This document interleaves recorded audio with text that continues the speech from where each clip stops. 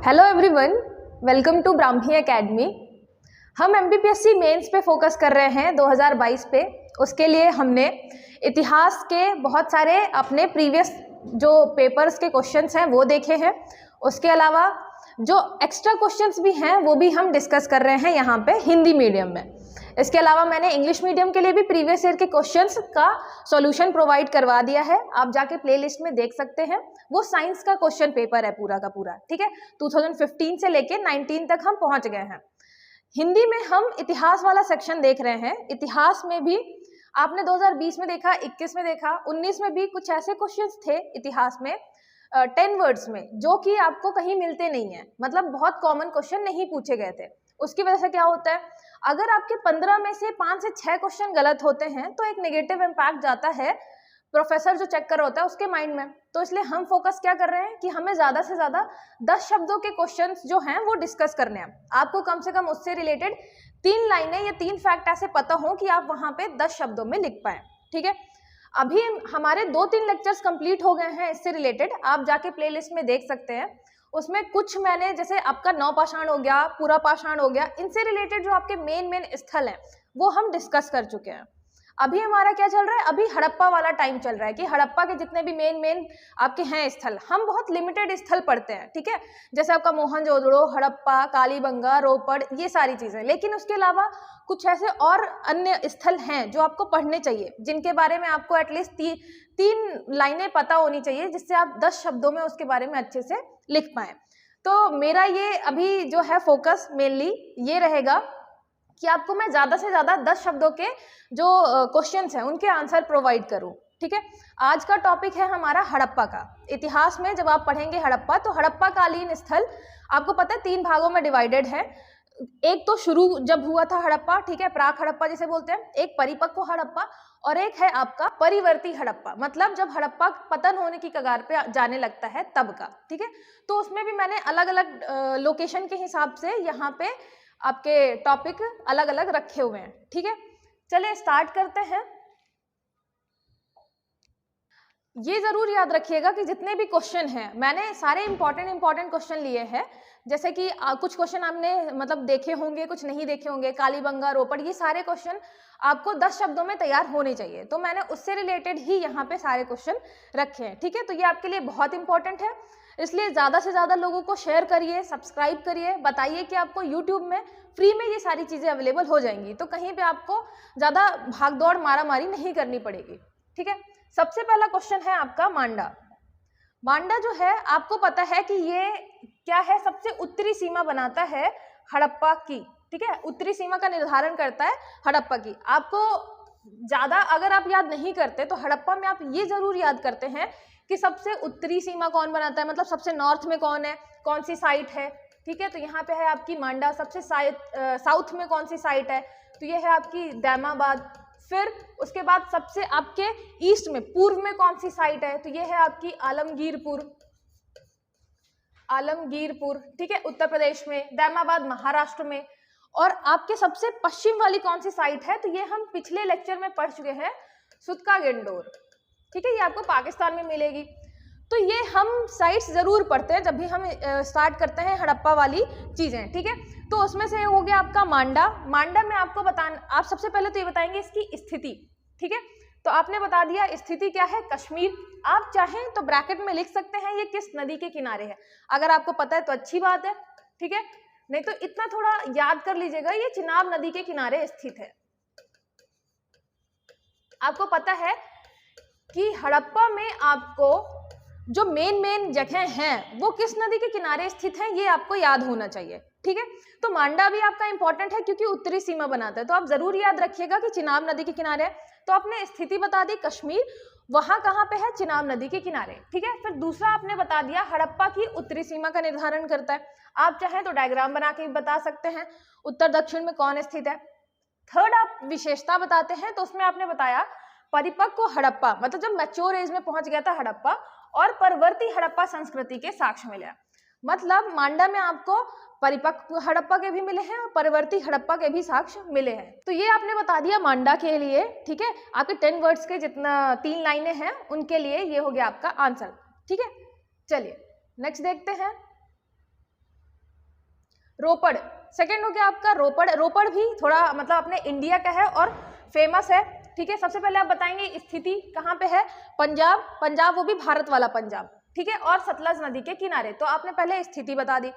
फिर बताएंगे ये किस टाइम एरा से संबंधित है। अगर आप मुझे फॉलो कर रहे होंगे तो मैंने आपको बताया होगा कि सबसे पहले आप स्थिति बताएंगे, कोई भी जगह है तो आप सबसे पहले बताएंगे वो है कहाँ पे, ठीक है। उसके बाद आप बताएंगे वो किस टाइम काल से रिलेटेड है। इतिहास में क्वेश्चन पूछा गया है तो सीधी बात है वो किसी न किसी समय में काफी फेमस रहा होगा, तो वो किस समय में फेमस है। जैसे अभी तक हमने पूरा पाषाण पढ़ा, मध्य पाषाण, नव पाषाण, ठीक है। उसके बाद अब हम हड़प्पा पढ़ रहे हैं, तो आप फिर बताएंगे हड़प्पा कालीन नगर है, स्वतंत्र भारत में उत्खनित प्रथम स्थल है ये। मतलब जब हमारा भारत स्वतंत्र हो गया था उसके बाद जब उत्खनन हुआ तो रोपड़ पहला स्थल था, उसके बाद स्वतंत्रता के बाद उत्खनित होने वाला, ठीक है। फिर विशेषताएं क्या है, विशेषताएं मनुष्य के साथ कुत्ते को दफनाने के साक्ष्य, ये हमें एक दो जगह और मिल चुके हैं, ठीक है। जैसे आपके बुर्जहोम में मिले थे, तो बुर्जहोम में भी हमें मनुष्य के साथ कुत्ते को दफनाने का साक्ष्य मिला है। मतलब ये आपके कुत्ते को पालतू बनाने के क्या मिलते हैं, साक्ष्य मिलते हैं, ठीक है, कि मनुष्य ने कुत्ते को पालतू बना रखा था। फिर बैल की मूर्ति मिलती है और मृदभांड के साक्ष्य। बैल की मूर्ति मिलती है, वो भी बताता है कि हमें बैलों के बारे में पता था, और कहीं ना कहीं ये भी बताता है कि हम बैलों का उपयोग करते थे खेती में, ठीक है। और मनुष्य के साथ कुत्ते को दफनाने के साक्ष्य मिले हैं, तो ये क्या दिखाता है, ये दिखाता है कि मनुष्य ने कुत्ते को पालतू बना रखा था, ठीक है। तो ये सारी चीजें हो गई आपकी किससे रिलेटेड, रोपड़ से रिलेटेड। आप जब कुछ भी इतिहास में पढ़ते हैं तो मतलब इतिहासकारों को जो भी चीजें मिली हैं उत्खनन से, ठीक है, तो वो उस चीज का मतलब निकालने की कोशिश करते हैं।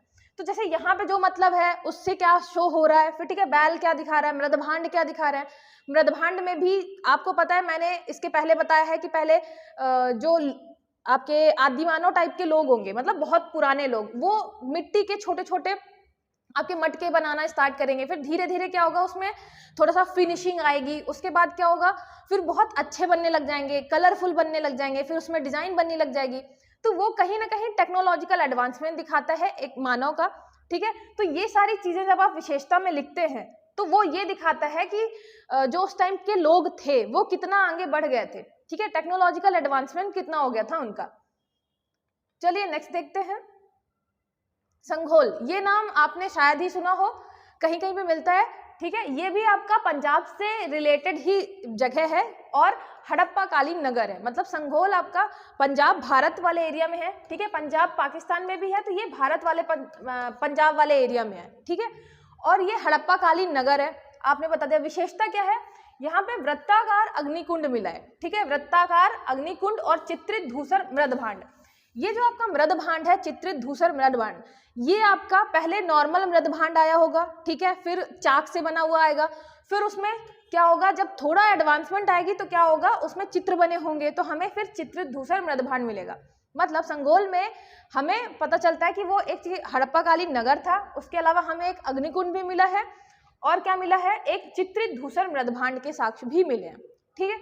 वैसे भी हड़प्पा आपको पता है नगरीय सभ्यता थी और बहुत ज्यादा डेवलप थी अपनी एज के हिसाब से, ठीक है, ठीक है। नेक्स्ट देखते हैं। नेक्स्ट है आपका राखी गढ़ी। राखी गढ़ी भी फेमस है काफी, और ये मध्य आपके भारत का सबसे बड़ा ज्ञात स्थल भी है अभी तक का, इसलिए भी काफी इंपॉर्टेंट है। तो राखी गढ़ी के बारे में सबसे पहले स्थिति बताएंगे, कहाँ पे है, हिसार जिला हरियाणा, ठीक है, तो आपको हरियाणा में मिलेगा राखी गढ़ी। फिर दूसरा आपने बताया भारत का सबसे बड़ा ज्ञात हड़प्पाई स्थल, मतलब जो आपका मोहनजोदड़ो है वो सबसे बड़ा है, लेकिन वो पाकिस्तान में है। तो भारत का सबसे बड़ा ज्ञात जो हड़प्पाई स्थल है वो है आपका राखी गढ़ी। अभी तक की खुदाई के अनुसार, मतलब अभी जितनी भी खुदाई हुई है, क्या पता आने वाले टाइम पे और कोई ज्यादा बड़ा हो जाए, तो अभी तक की खुदाई के अनुसार क्या कौन सा है, राखी गढ़ी आपका भारत का सबसे बड़ा हड़प्पाई स्थल है, ठीक है। फिर आप क्या बताएंगे, आप बता देंगे विशेषता क्या है, ठीक है। विशेषता सबसे पहले तो ये तीनों चरणों के आपके साक्ष्य मिले हैं। हड़प्पा के 3 चरण थे, कौन कौन से, ये मैं आपको बार बार, हड़प्पा आप पढ़ेंगे तो आप जरूर मतलब उसके 3 चरण पढ़ेंगे। कुछ जो है स्थल वो शुरू में थे, बीच में थे, बाद में नहीं थे। कुछ जो थे वो बीच में थे, मतलब परिपक्व अवस्था में थे, फिर बाद में मिले, फिर खत्म हुए। तो हड़प्पा को आप जब भी पढ़ेंगे उसके 3 चरण है। एक तो है आपका प्राक हड़प्पा, ठीक है, एक है हड़प्पा जो कि परिपक्व हड़प्पा है, ठीक है। और एक थर्ड है आपका परवर्ती, परवर्ती मतलब बाद का। ये जब हड़प्पा आपका खत्म होने की कगार पे आता है तब, और उसके बाद खत्म होने के बाद वहां पे छोटी छोटी जो संस्कृतियां आ जाती हैं, स्थानीय संस्कृतियां, उनके भी साक्ष्य मिले हैं, ठीक है। तो हड़प्पा को आप 3 भागों में पढ़ते हैं। तो राखीगढ़ी से आपके हड़प्पा के तीनों चरणों के कालों के साक्ष्य मिले हैं, ठीक है। उसके अलावा अनेक शिल्प से रिलेटेड आपको साक्ष्य मिले हैं और चांदी का मुकुट भी मिला है। मतलब चांदी का मुकुट मिलने का ये मतलब है कि शायद हड़प्पा वासियों को चांदी के बारे में पता था, ठीक है, क्योंकि चांदी का मुकुट मिला है। उसके अलावा ये राखीगढ़ी आपका क्या हो गया, तीनों चरणों के वहां पे हमें साक्ष्य मिले हैं, ठीक है। राखीगढ़ी आपका बहुत ज्यादा इंपॉर्टेंट है क्योंकि ये भारत का सबसे बड़ा क्या है, अभी तक का ज्ञात स्थल है, ठीक है, हड़प्पा स्थल। तो राखीगढ़ी सबसे पहले तो आप बताएंगे कि राखीगढ़ी है कहाँ, हिसार जिला, हरियाणा, ठीक है। फिर आप बताएंगे कि हड़प्पा से रिलेटेड है, भारत में अभी तक का सबसे बड़ा हड़प्पाई नगर है, ठीक है। फिर आप बताएंगे विशेषता, विशेषता में आप बता देंगे कि सबसे पहले तो आप बताएंगे कि हड़प्पा के तीनों चरणों के जो 3 काल हैं उन सब के यहाँ पे साक्ष्य मिले हैं, शिल्प से रिलेटेड चीजें मिली हैं और चांदी का मुकुट मिला है, जो यह दर्शाता है कि हड़प्पा वासियों को चांदी के बारे में भी नॉलेज था, ठीक है। चलिए नेक्स्ट देखते हैं बनावली। बनावली भी आपका सेम कहाँ पे है, हिसार जिला, हरियाणा, ठीक है। आपके राखीगढ़ी वाले इलाके के आसपास ही आपको बनावली मिलेगा, हिसार जिला, हरियाणा में, जहाँ पे आपको प्राक हड़प्पा और हड़प्पा कालीन, मतलब यहाँ पे परिपक्व हड़प्पा, परिपक्व हड़प्पा चरणों के साक्ष्य मिले। मतलब राखीगढ़ी जो था वो बहुत लंबे टाइम तक था, ठीक है, वहां पे तीनों चरणों के आपको साक्ष्य मिलेंगे, लेकिन बनावली जो है वहां पे आपको प्राक और परिपक्व हड़प्पा इनके साक्ष्य मिलेंगे सिर्फ, ठीक है। फिर विशेषता क्या है, गलियों एवं नाली व्यवस्था के साक्ष्य। आपको पता है जो नाली व्यवस्था थी, ड्रेनेज सिस्टम था हड़प्पा का, बहुत अच्छा था, ठीक है। कंपैरेटिवली आज के टाइम पे भी बहुत ज्यादा चीजें ऐसी नहीं मिलती हमारे किसी भी शहर में, ठीक है। उस टाइम पे क्या था, बहुत नालियां बनी होती थी हर घर से कनेक्टेड, ठीक है। पानी जो गंदा पानी होता था वो बिल्कुल शहर के बाहर निकालने के लिए, और ढकी होती थी नालियां, मैन होल बना होता था। तो हमें इसके साक्ष्य कहाँ पे मिले हैं, बनावली में गलियों और नालियों की व्यवस्था मिली है, ठीक है। अच्छी किस्म के जौ, सरसों और राई के साक्ष्य मिले हैं। मतलब उस टाइम पे जो हमारी कृषि की मतलब जो फसल थी वो बहुत अच्छी किस्म की थी। यह भी दिखाता है वो कि मतलब उस टाइम पे हमें बहुत ज्यादा नॉलेज था किसका, फसलों का, ठीक है। और आपको पता ही है कि हड़प्पा में कृषि जो है अधिशेष में होती थी। जो हमें अन्नागार मिले हैं बड़े बड़े हड़प्पा, मोहनजोदड़ो से, वो क्या प्रदर्शित करते हैं, वो यही दिखाते हैं कि हमारे पास कृषि जो था वो अधिशेष में था। उसके अलावा हम विदेशी व्यापार भी कर रहे थे, ठीक है, इंटरनल आंतरिक व्यापार भी चल रहे थे। तो बनावली जो है वहां से हमें साक्ष्य मिले हैं अच्छी किस्म के जौ, सरसों और राई के, ठीक है, अच्छी किस्म के फसलों के साक्ष्य मिले हैं, जो यह दिखाता है कि हमारे यहाँ जो कृषि थी वो बहुत अच्छी हुआ करती थी आज से 4000 साल पहले, ठीक है, हड़प्पा के टाइम पे। तो ये हो गया आपका बनावली, सेम हिसार जिला हरियाणा, आपके हिसार जिला हरियाणा में है। फिर आपने बता दिया कि हड़प्पा कालीन है, वो भी प्राक और परिपक्व हड़प्पा के साक्ष्य मिले हैं। फिर आपने बता दिया विशेषताएं। पहली विशेषता तो ये होगी कि गली मिली है, नाली व्यवस्था मिली है, ठीक है, अच्छी किस्म के जौ, सरसों और राई के साक्ष्य मिले हैं, ठीक है। चलिए नेक्स्ट देखते हैं। ये सारी चीजें आप मतलब same to same as it is लिख सकते हैं अपनी कॉपी में। मैंने मेन चीजें ही यहाँ पे लिखी हैं जिससे आपको भटकने की कोशिश, मतलब भटकना ना पड़े, क्योंकि बहुत सारे लोग क्या होते हैं वो आपको एक एक पेज बता देंगे, ये भी अच्छा है वो भी अच्छा है, या फिर आप किसी बुक में भी ढूंढने जाएंगे तो आपको 10 फैक्ट मिल जाएंगे उससे रिलेटेड, लेकिन आपको क्या लिखना है, उसमें से क्या हटाना है, क्या रखना है, ये बहुत इंपॉर्टेंट है। इसीलिए मैंने सीधे सीधे यहाँ पे आंसर बताया कि आप ये लिखिए, बात खत्म करिए, क्योंकि आपको 10 शब्दों में लिखना है, सिर्फ 3 लाइनों में। ऐसा नहीं है कि बस बहुत सारे ऑप्शन है आपके पास, तो मेन चीजें आप बताइए। इसीलिए मैंने इतने सारे वीडियोस, अभी तक 5-6 वीडियोस बन गए हैं सिर्फ यही समझाते हुए कि कैसे आपको 10 शब्दों में लिखना है। उसके अलावा अभी जो 3-4 वीडियो हैं, लास्ट 3-4 वीडियो, वो इसके लिए है कि शुरू से लेकर लास्ट तक हम जितने भी मेन स्थान होंगे आपके इतिहास के, उनसे रिलेटेड हम 10 शब्द कंप्लीट करेंगे। उसके बाद हम नामों पे जाएंगे, नाम जो है इंपॉर्टेंट, उन पे 10 शब्द कंप्लीट करेंगे, जिससे आपको 10 शब्दों के लिए भटकना नहीं पड़े। और वो बहुत इंपॉर्टेंट भी है आपके मेंस की दृष्टि से, क्योंकि अगर वो थोड़ा सा भी बिगड़ता है, स्टार्टिंग के क्वेश्चन में अगर थोड़ा भी बिगड़ता है तो फिर दिमाग खराब हो जाता है, बाद के क्वेश्चन आप इतना अच्छे से नहीं कर पाते, और वो प्रोफेसर का माइंडसेट भी चेंज कर देता है। अगर आप पूरे करोगे अच्छे से तो वो उतना ही अच्छे नंबर देगा आने वाले क्वेश्चन में, ठीक है। इसलिए हम ज्यादा से ज्यादा चीजें कवर करेंगे इतिहास से रिलेटेड। ये नेक्स्ट क्वेश्चन हो गया आपका रोहिरी, ठीक है। रोहिरी कहाँ है? ये है पंजाब में, पंजाब आपके भारत वाले पंजाब में, ठीक है। ये भी जरूर लिखिएगा क्योंकि पंजाब वाला आपका पोर्शन पाकिस्तान में भी है, तो पाकिस्तान के पंजाब अलग, भारत का पंजाब आपको मिलेगा रोहिरी, ठीक है। ये भी आपका हड़प्पा कालीन नगर है। विशेषता क्या हुआ? यह स्थान शिल्प कर्मों के लिए प्रसिद्ध था, ठीक है। मतलब यहाँ पे बहुत सारे शिल्पकार रहते थे, इसलिए रोहिरी प्रसिद्ध था पंजाब वाले इलाके में, ठीक है। उत्कृष्ट प्रकार के पत्थर बनाए जाने के कारखाना भी प्राप्त हुआ है, तो यहाँ पे बहुत सारे शिल्पकारों के मतलब शिल्प कर्मों के साक्ष्य मिले हैं। यह जो स्थल था वो शिल्प कर्मियों के लिए ही प्रसिद्ध था। उसके अलावा हमें बहुत उत्कृष्ट प्रकार के पत्थर बनाए जाने का कारखाना भी मिला है। तो ये हो गया आपका रोहिरी से रिलेटेड। ये बहुत नॉर्मल तरीके से आपको नहीं मिलेगा, मतलब थोड़ा अच्छा क्वेश्चन है, ये हर जगह नहीं मिलता है, तो इसको आप आराम से 10 शब्दों में याद कर लें। स्थिति बता दें सबसे पहले तो पंजाब भारत, फिर बता दें हड़प्पा कालीन नगर है, फिर विशेषता बता दें ये शिल्प कर्मों के लिए प्रसिद्ध था। उसके अलावा यहाँ पे उत्कृष्ट प्रकार के पत्थर बनाए जाने का कारखाना भी मिला है, ठीक है। तो कारखाने के भी साक्ष्य हमें मिले हैं, ठीक है। नेक्स्ट देखते हैं कालीबंगा। कालीबंगा भी आपका काफी फेमस है। सबसे पहले तो स्थिति कहाँ बताएंगे, स्थिति उसकी बताएंगे, कहाँ है ये है हनुमानगढ़ जिला राजस्थान, ठीक है। तो आप चाहें तो इसके आगे आप नदी भी लिख सकते हैं कि घग्गर नदी के किनारे स्थित है, और अगर आपको नहीं याद आता है तो सिर्फ आप इतना लिखिए, क्योंकि अगर थोड़ा सा भी बड़ा करेंगे तो मतलब बहुत पास पास लिखना पड़ेगा। सेकेंड लाइन में आप जा नहीं सकते क्योंकि आपको फिर दूसरी चीज बतानी है सेकेंड लाइन में, ठीक है। तो अपने हिसाब से मैनेज करके लिखेगा, आपकी जगह बचती है कि नहीं आप लिख सकते हैं वहां पे नदी किस नदी के किनारे स्थित है। तो आप राखीगढ़ी हो गया, कालीबंगा हो गया, जितने भी हम पढ़ रहे हैं ना उनके किनारे किस नदी के किनारे स्थित है आप वो भी लिखते चलिएगा, ठीक है। फिर सिंधु सभ्यता के 6 महान नगरों में से एक है आपका काली सभ्यता, ठीक है। विशेषता यहाँ पे हमें अलंकृत ईंट मिली है। आपको पता है कि यहाँ पे कच्ची ईंट है और अलंकृत भी है। हल से खेती के चिन्ह, मतलब यहाँ पे हल से खेती के प्रमाण मिले हैं। आपको मिट्टी का भी हल मिला है, तो आपको पता मतलब चलता है इस बात से कि हड़प्पा टाइम पे हल से खेती होती थी, ठीक है। फिर हर घर से कुएं के साक्ष्य। कालीबंगा एक ऐसा स्थल है जहां हर घर के सामने कुआं बना होता था, ठीक है। उसका ये कारण भी मान सकते हैं कि जो बारिश का पानी है वो इकट्ठा करने के लिए बना होगा, क्योंकि राजस्थान वाले एरिया में है, पानी ऑलरेडी वहां कम हो रहा है, बारिश वहां कम हो रही है, ठीक है। तो इसलिए भी ज्यादा नंबर ऑफ कुएं बना दिए जिससे पानी भी इकट्ठा हो जाए, ठीक है। जैसे आज के टाइम पे हम बहुत सारे तालाब बना दें, तो ऐसे वहां पे क्या था, ये उसकी विशेषता थी कि हर घर से कुएं के साक्ष्य मिले हैं, ठीक है। ये कालीबंगा की विशेषता थी। तो कालीबंगा हो गया आपका। कालीबंगा सबसे पहले आपने बताई स्थिति, ठीक है। तो कालीबंगा स्थित है आपका हनुमानगढ़ जिला राजस्थान। आप चाहें तो सीधे राजस्थान भी लिख सकते हैं, जिला बताने की जरूरत नहीं है।